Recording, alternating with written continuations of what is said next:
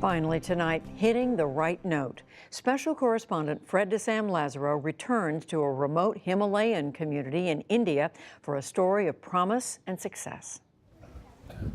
Good morning, everyone. Today we have a very special guest. She's not really a guest, she's one of our own, Kushmita. Kushmita Biswakarma came home to her alma mater one recent morning, an unlikely journey from an unusual school that we first visited 14 years ago.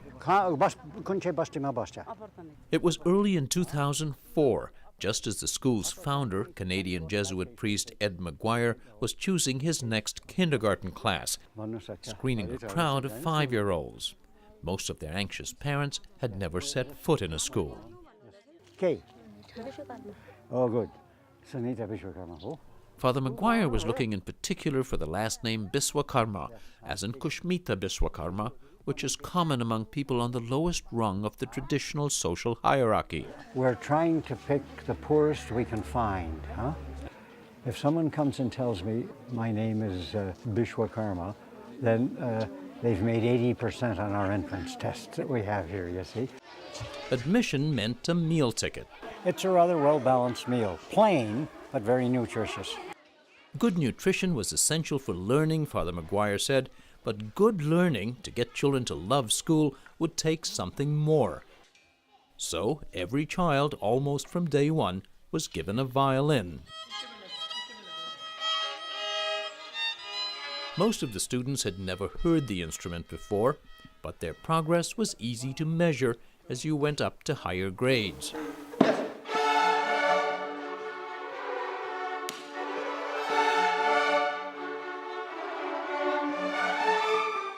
I would bet you that 95% of the children I have here have never owned a toy.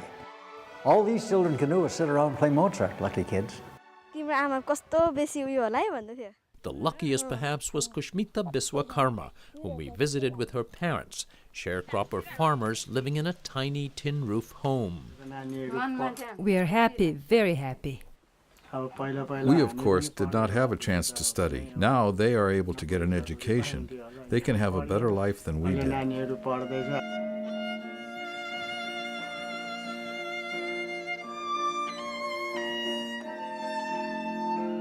Kushmita was well on her way, under the tutelage of a German volunteer teacher.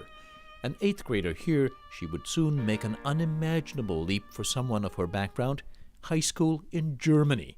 She lived with the family of her mentor, Margaret Klein.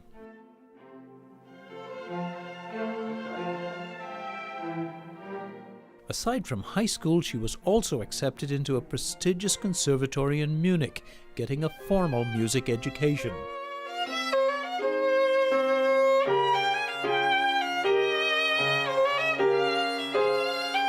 She also used her keen ear to pick up the language, excitedly telling a friend here on home video about how her exams went.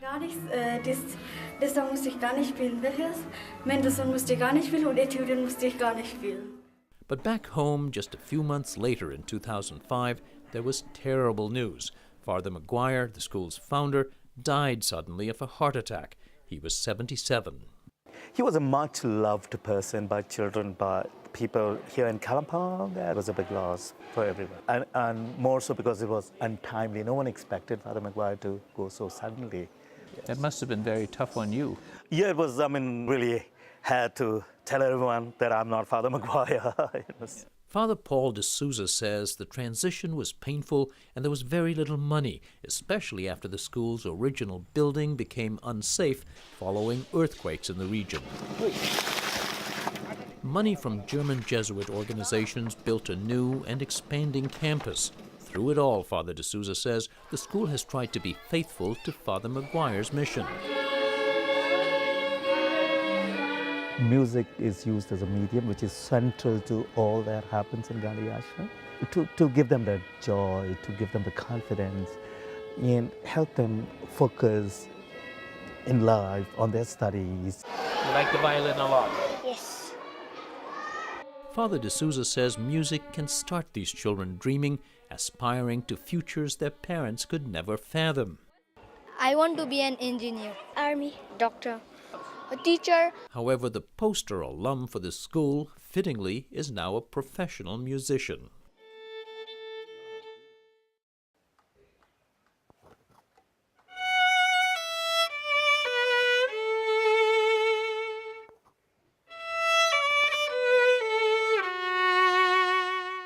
Kushmita Biswakarma went on to earn bachelor's and master's degrees in music performance from the University of Nuremberg. She's performed before audiences across Germany and Europe.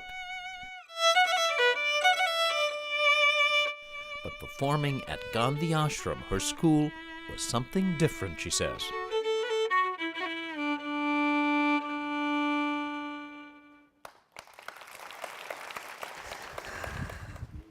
I'm so sorry.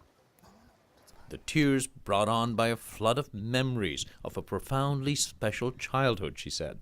Takes me back to my days when I entered the school, very new, fresh. I got the violin for the first time in my hand. It reminds me of where I come from, and that keeps me grounded. I feel home. Her German education is geared more to a career path in Europe and Western classical music. But that urge to feel grounded and home drove her to return permanently to India 2 years ago. She's worked to expand her repertoire, trying to establish herself in India's music capital, Mumbai, where the Bollywood film industry is also the main source of popular music.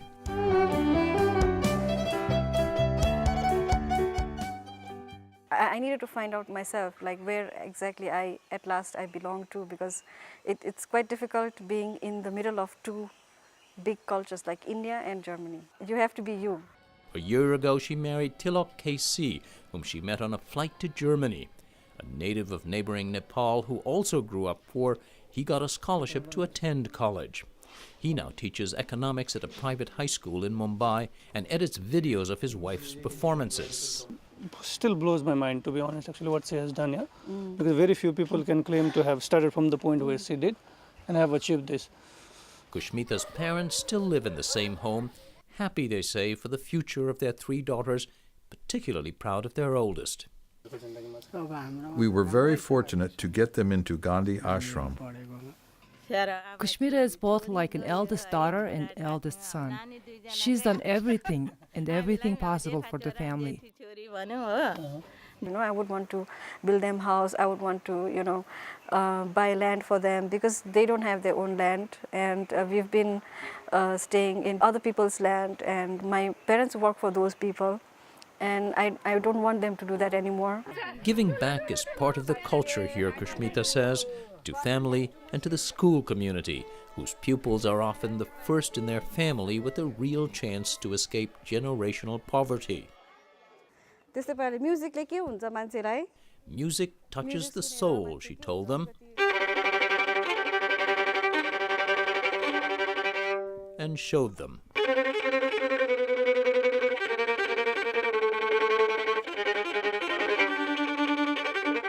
For the PBS NewsHour, this is Fred Desam Lazaro in Kalimpong, India.